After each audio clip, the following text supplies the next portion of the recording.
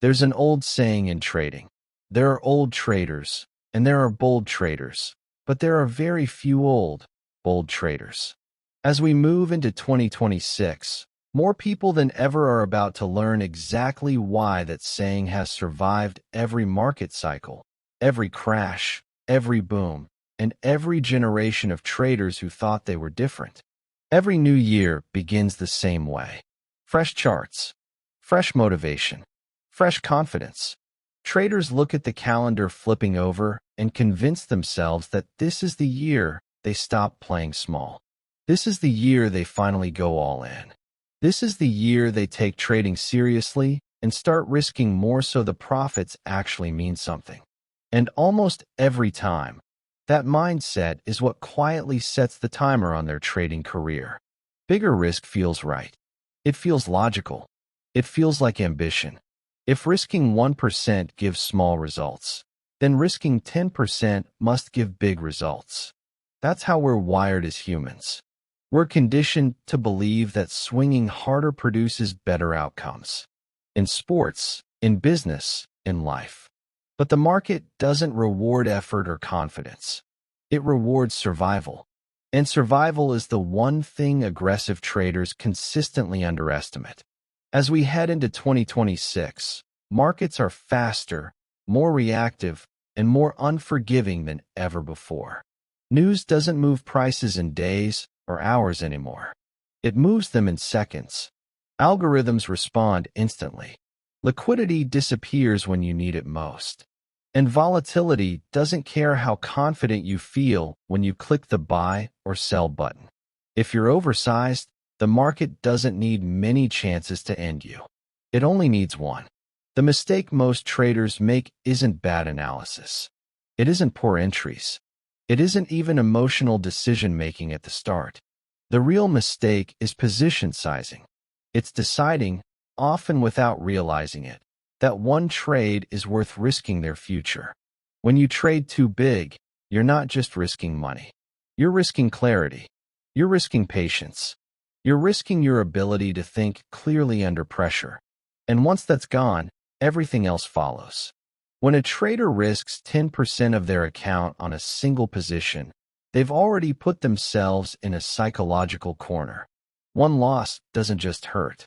It changes how they see the next trade. 2 losses don't just frustrate them. They start feeling urgency. 3 losses create fear. 4 losses create desperation. 5 losses in a row, something that happens to even the best traders eventually, can wipe out half an account. And at that point, trading stops being about execution and starts being about emotional survival. This is where most people don't realize the real danger begins. The financial loss is obvious. You can see it on the screen. But the psychological shift is subtle and far more destructive. The moment your account takes a serious hit, your objective changes. You're no longer focused on finding good opportunities. You're focused on fixing the damage. You're thinking about getting back to where you were. And trading to get back to even is one of the most dangerous mental states a trader can be in. Before the loss, you were patient. You waited for your setups. You followed your rules. After the loss, every trade feels heavier. Every tick against you feels personal. You start watching the P&L instead of the price. You hesitate on entries because you're afraid of being wrong again. You move stops because you can't emotionally handle another loss. You cut winners early because you're desperate to feel relief. The strategy hasn't changed. The market hasn't changed. You have. A trader risking 1 or 2% per trade lives in a completely different psychological world. 5 losses in a row are annoying, maybe even frustrating, but they're not catastrophic. The account is down 5 or 10%. It stings, but it doesn't threaten survival. That trader can still think clearly. They can still execute. They can still wait. One trader is fighting for survival. The other is still playing the game. That single difference determines who lasts and who doesn't. The math behind this is simple, but the consequences are brutal. Lose 50% of your account, and you need a 100% return just to get back to break even. You're not growing anymore. You're digging yourself out of a hole. Every trade is now loaded with pressure because you feel behind. Lose 5%, and you can recover with a solid week or two. One scenario puts you in a psychological prison. The other barely slows you down. Most traders think they can handle aggressive risk because they haven't experienced the emotional weight of a real drawdown yet. On paper, 10% doesn't seem that big. Until it happens. Until you watch months of effort disappear in days. Until you feel the panic of seeing your account balance drop below a number you promised yourself you'd never see again. Until you realize that the problem isn't just the loss, it's how the loss is changing you. This is where the dopamine cycle starts to destroy people. You risk big and you win, and it feels incredible. Your brain rewards you for taking that risk. You feel smart. You feel validated. You feel like you've figured something out that others haven't. And because the human brain is wired to chase that feeling, you want it again. So the next trade, you size up even more. Not because it's logical, but because it feels right. Then you lose. And losing hurts far more than winning feels good. This is an opinion. This is neuroscience. The pain of a loss is roughly twice as powerful as the pleasure of an equivalent win. So now you're in a hole, emotionally and financially, and your brain is screaming at you to fix it immediately. Patience feels unbearable. Waiting feels impossible. You convince yourself that slowing down is dangerous, that you need to recover quickly before things get worse. This is revenge trading. And this is where most trading accounts actually die. Not because the trader doesn't know what they're doing. Not because their strategy stopped working. But because their position sizing amplified their emotions to the point where rational decision-making was no longer possible. The market didn't beat them. Their own psychology did. Safe position sizing removes you from this entire cycle. When no single trade can hurt you badly, losses become information instead of trauma. You can review them objectively. You can learn from them without spiraling. Wins feel good, but they don't inflate your ego or push you into reckless behavior. You stay grounded. You stay rational. And in trading, rationality is the most valuable edge you can have. I've watched this pattern repeat itself for years. Two traders start around the same time. Similar capital, similar strategies, similar skill levels. One wants results fast. They're tired of their job, tired of waiting. They see trading as an escape and decide that playing small is a waste of time. The other trader doesn't care how long it takes. Their only goal is to stay in the game. At first, the aggressive trader looks like the winner. Bigger days, bigger screenshots, bigger swings in the account. They talk confidently. They feel ahead. The conservative trader looks boring. Slow growth. No excitement. Nothing to show off. But months pass, and the emotional toll starts to show. The aggressive trader is stressed, checking charts constantly, losing sleep, snapping at people around them. Trading isn't improving their life. It's consuming it. Then comes the inevitable drawdown. The aggressive trader hits a rough patch. Losses stack up. The account drops sharply. Panic sets in. Rules start breaking. Position sizes increase in an attempt to recover faster. Within months, sometimes weeks, the account is wrecked. The trader quits and tells everyone that trading is too stressful, too risky, maybe even a scam. The conservative trader barely notices the same drawdown. It's uncomfortable, sure, but it doesn't change how they operate. They keep executing. They keep showing up. Years pass. While others restart over and over, rebuilding from blown accounts, this trader compounds quietly. Same markets, same opportunities, completely different outcomes. And this difference is about to matter more than ever in 2026. Volatility is no longer an occasional event. It's a feature of modern markets. Sudden moves, unexpected news, rapid reversals. If you're oversized, You don't get second chances. Stop slip. Liquidity vanishes. A single bad trade can erase weeks of progress before you even have time to react. Professional traders understand this better than anyone. The ones managing millions and billions don't take oversized risks. They don't swing for the fences. Most risk between 0.5% and 2% per trade. Some go even lower. Not because they're scared, but because they've learned the hard way that survival is the foundation of everything else. You can't compound if you're not in the game. Every massive loss costs more than money. It costs time. And time is the one thing you can never replace. Lose half your account, and it can take years to recover, even if you're skilled. Years where your capital isn't compounding. Years where opportunities come and go while you're rebuilding. Aggressive trading doesn't just slow you down. It pushes you backward. People love to argue about the big winners. The 10-to-1 trades. The massive runs. The life-changing days. But none of that matters if you don't survive long enough to be there when those opportunities appear. Big winners only reward traders who are still standing. Aggressive traders eliminate themselves before they ever get the chance.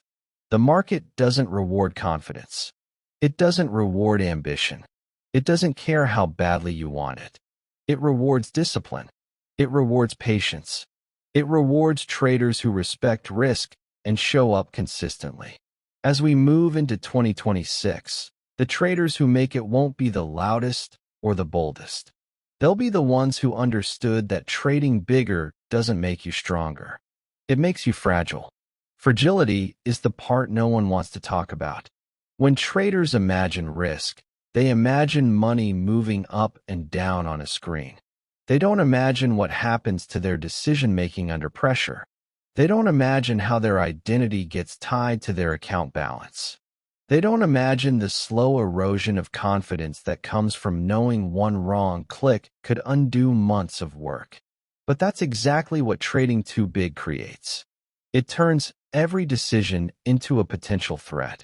When your position size is too large, your brain stops treating trades as probabilities and starts treating them as threats. This is not a personality flaw. It's biology. The human nervous system is designed to protect you from danger. And when too much money is on the line, your brain categorizes that situation as danger. Heart rate increases. Stress hormones flood your system. Fine motor control declines. Logical thinking narrows. You may not feel panicked, but you are no longer operating at your best. This is why traders who swear they are disciplined suddenly find themselves breaking rules they've followed for months. It's why calm, rational people start doing irrational things in the market. They didn't suddenly lose discipline. Their environment changed. The stakes became too high for their nervous system to handle. Trading big doesn't reveal who you are. It changes who you are while you're trading. You can see this most clearly during losing streaks. Every trader experiences them. No strategy avoids them. Even the best systems in the world have periods where nothing works. When you're sized correctly, losing streaks are uncomfortable but manageable. When you're oversized, losing streaks feel like an existential threat. Each loss compounds the stress of the last one. By the third or fourth loss, you're no longer trading the market. You're trading your fear of the next loss. At that point, even good trades feel wrong. You hesitate because you don't trust yourself anymore. You second-guess signals you would have taken confidently before. You wait too long, then chase entries out of frustration. You widen stops because you can't emotionally accept being wrong again. And when you finally get a winning trade, you take profits early, afraid the market will take them back. The result is predictable. Losses are large. Wins are small. Confidence continues to erode.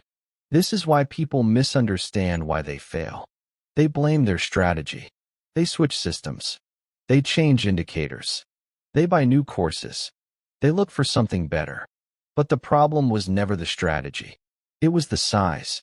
The position size quietly poisoned their execution until nothing worked anymore. Trading smaller doesn't just protect your account. It protects your ability to learn. When losses don't hurt as much, you can actually analyze them. You can see patterns clearly. You can identify mistakes without defensiveness. Oversized traders can't do this. Every loss feels personal, so every review feels like an attack on their self-worth. They avoid journaling. They avoid looking back. They avoid accountability. Not because they're lazy, but because it hurts too much. One of the most dangerous beliefs in trading is the idea that you'll trade small later, that you'll go big now, make money quickly, and then reduce risk once you're comfortable. This almost never happens. Risk tolerance expands with success and contracts violently with failure. Traders who size up early rarely size down voluntarily. It usually takes a catastrophic loss to force the lesson, and by then the damage is done. Another trap aggressive traders fall into is confusing confidence with control. They believe that because they feel confident, they are in control. But real control in trading isn't emotional.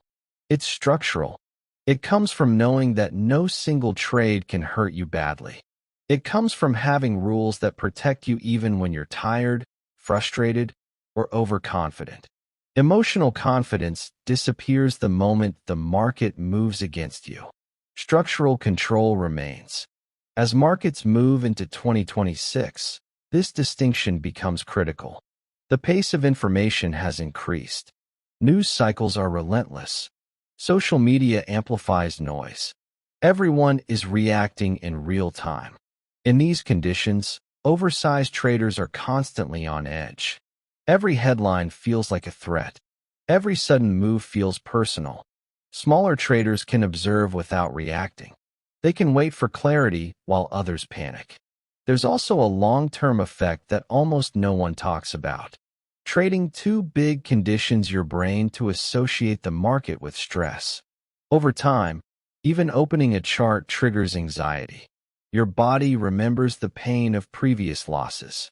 You start avoiding trades not because they're bad, but because your nervous system wants relief. Trading becomes exhausting. What once felt exciting now feels heavy. This is burnout, and it ends more trading careers than bad strategies ever do. The traders who last decades understand this intuitively. They design their trading to be psychologically sustainable.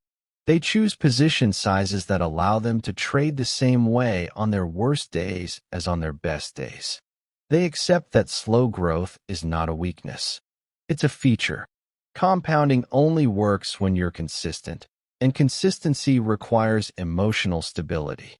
This is why professional firms obsess over risk management. Not because they don't want to make money, but because they know how fragile performance becomes when risk is unchecked. They understand that protecting downside is the fastest way to protect upside over time. Retail traders often dismiss this as playing it safe, but it's actually playing it smart. Another overlooked reality is that markets don't owe you speed. There is no reward for trying to get rich quickly. The market will still be there tomorrow, next month, next year. The only question is whether you will. Trading big assumes urgency where none exists. It forces you to act as if every trade matters more than it does. Trading small allows you to align with reality, where individual trades are insignificant, but long-term behavior is everything. Many traders sabotage themselves because they attach meaning to their account balance. A growing account makes them feel capable. A shrinking account makes them feel inadequate. When position sizes are large, these emotional swings become intense. Self-worth rises and falls with every trade. This is not a stable foundation for decision-making. Smaller risk smooths these emotional fluctuations, allowing you to separate who you are from what your account did today. There's also a practical side that often gets ignored. Smaller position sizes allow you to hold trades properly. You can let winners run without panicking. You can sit through normal pullbacks without exiting early. You can follow your plan instead of reacting to every tick. Oversized traders can't do this. They're forced into short-term thinking because the emotional cost of waiting is too high. And then there's the illusion of skill. Aggressive trading often produces dramatic short-term results. Big wins make traders believe they're highly skilled, when in reality, they've just taken on more risk. When the inevitable drawdown comes, that illusion collapses. The trader isn't prepared for it mentally or financially. Conservative traders experience fewer emotional extremes, so their perception of their own skill stays grounded. This allows for steady improvement over time. As 2026 approaches, the traders who survive won't be the ones chasing excitement. They'll be the ones building boring, repeatable processes. They'll accept that trading is not about proving anything. It's not about ego. It's not about screenshots. It's about showing up every day with the same mindset, regardless of what happened yesterday. If you listen closely to traders who have been doing this for a long time, they rarely talk about big wins. They talk about avoiding big losses. They talk about staying calm. They talk about longevity. These aren't the voices that dominate social media, but they are the voices that quietly compound year after year. The uncomfortable truth is that trading big feels productive, but it's usually a shortcut to nowhere. It gives the illusion of progress while increasing the probability of failure. Trading smaller feels slow, but it aligns you with how markets actually reward participants over time. It's not exciting, but it's effective. The market doesn't care about your timeline. It doesn't care about your goals. It doesn't care how badly you want results. It responds only to behavior. And behavior under pressure is dictated by risk. Control the risk, and you control the behavior. Lose control of the risk, and everything else follows. What most traders never realize is that the market doesn't punish you immediately for trading too big. That's what makes it dangerous. At first, it rewards you. You get faster gains, bigger days, strong emotional reinforcement. Your brain learns the wrong lesson. It learns that aggression works. And once that lesson is learned, it's very hard to unlearn without pain. This delayed punishment is what traps people. If trading big failed instantly, no one would do it. But instead, it works just long enough to convince you it's sustainable. Then conditions change. Volatility shifts. Your edge goes quiet for a while. And suddenly the same behavior that made you feel powerful starts destroying you. Not because you suddenly became worse, but because the environment changed and your margin for error disappeared. Markets in 2026 are especially unforgiving to oversized traders because speed has increased. Moves happen faster. Reversals are sharper. Liquidity can vanish in seconds. Stops don't always fill where you expect. When you're trading small, these things are annoyances. When you're trading big, they're disasters. A single fast move can erase weeks or months of work before you even have time to react. Another thing that changes in 2026 is competition. You are no longer trading against slower retail participants. You're trading against algorithms reacting in milliseconds, funds adjusting exposure dynamically, and flows driven by data you'll never see. This doesn't mean trading is impossible. It means risk tolerance has to be realistic. Aggressive sizing assumes a level of control that simply doesn't exist anymore. There's also the issue of decision fatigue. Oversized traders burn through mental energy much faster. Every trade demands attention. Every position feels urgent. By the end of the week, they're exhausted. When fatigue sets in, discipline erodes. Small mistakes start creeping in. A misstop here. A late entry there. None of these mistakes seem significant on their own, but combined with large position sizes, they become costly very quickly. Smaller traders conserve mental energy. They don't need to monitor every tick. They don't need to constantly check their phone. They can step away without fear. This preserves clarity. And clarity is an edge that compounds quietly over time. One of the hardest truths for ambitious traders to accept is that the market rewards patience more than intensity. Intensity feels productive. It feels like effort. But patience is what allows compounding to work. Compounding doesn't care about how excited you are. It cares about how consistently you can avoid large setbacks. Every big drawdown resets the compounding clock. This is why time is such a critical variable. Traders focus obsessively on returns, but returns are meaningless without time.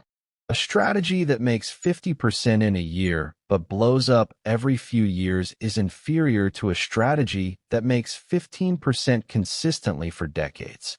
The math favors survival, not bravado. There's also a social component that quietly pressures people into trading big. Screenshots, P&L posts, success stories that rarely show drawdowns. These create unrealistic expectations. Traders feel like they're falling behind if they're not growing fast enough.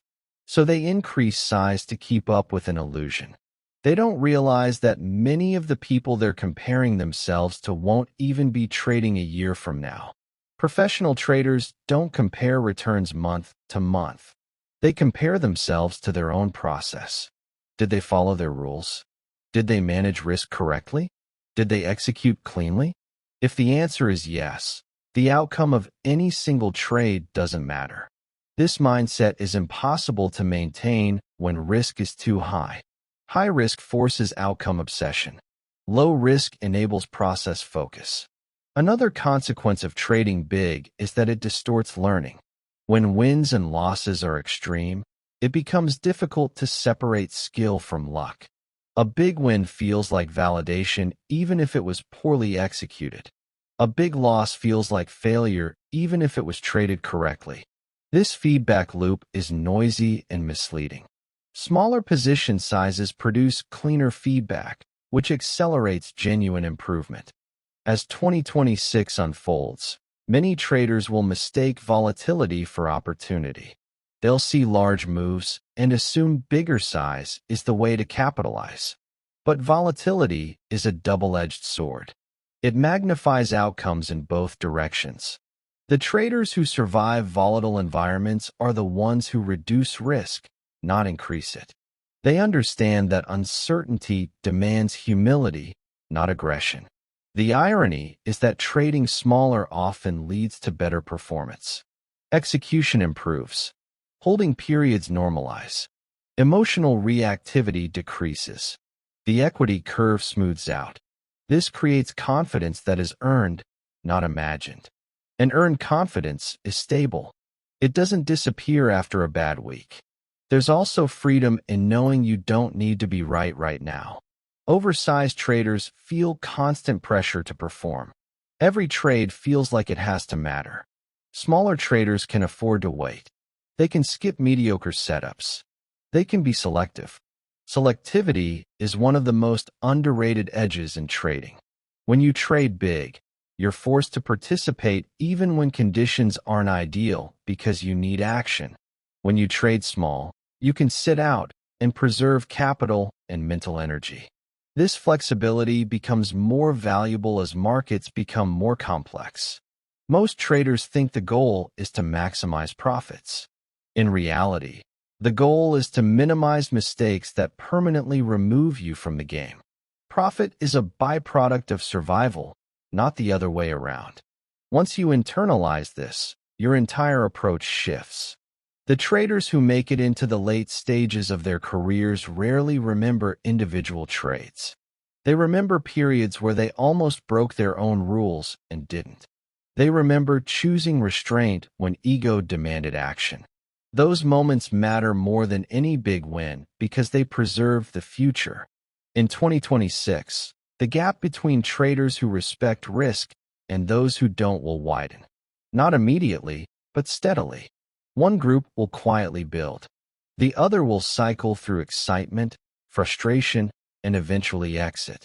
The difference won't be intelligence. It won't be access to information.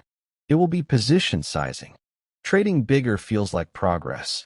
Trading smaller feels like discipline. One feeds the ego. The other feeds the account. The market doesn't reward what feels good. It rewards what works over time. And time always tells the truth. Most traders don't fail because they lack intelligence. They fail because they never separate who they are from what they do in the market. Trading bigger makes that separation impossible. When too much money is on the line, every outcome feels like a judgment. A winning trade feels like proof you're capable. A losing trade feels like proof you're not. Over time, this turns trading into a referendum on your self-worth. This is where ego quietly takes control. Not loud ego, not arrogance, subtle ego, the kind that wants to feel competent, the kind that wants progress to be visible, the kind that hates looking average. Trading bigger satisfies that ego, at least temporarily. It creates emotional highs that feel like momentum. But ego has no patience, and markets punish impatience relentlessly. The most dangerous phrase a trader can think is, I deserve more profits, deserve faster growth, deserve better results. The market doesn't operate on fairness or effort. It operates on probability and risk. When traders size up because they feel entitled to faster results, they're no longer responding to the market. They're negotiating with their own expectations. That negotiation always ends badly. As 2026 begins, many traders will carry emotional baggage from previous years. Missed opportunities, losses they haven't fully processed, time they feel they've wasted. That emotional weight creates urgency. Urgency leads to bigger size. Bigger size leads to mistakes. This cycle repeats every year, quietly resetting countless accounts back to zero. The traders who break this cycle do something most people find uncomfortable. They slow down when others speed up. They reduce risk when excitement is highest. They become more conservative when markets look easiest.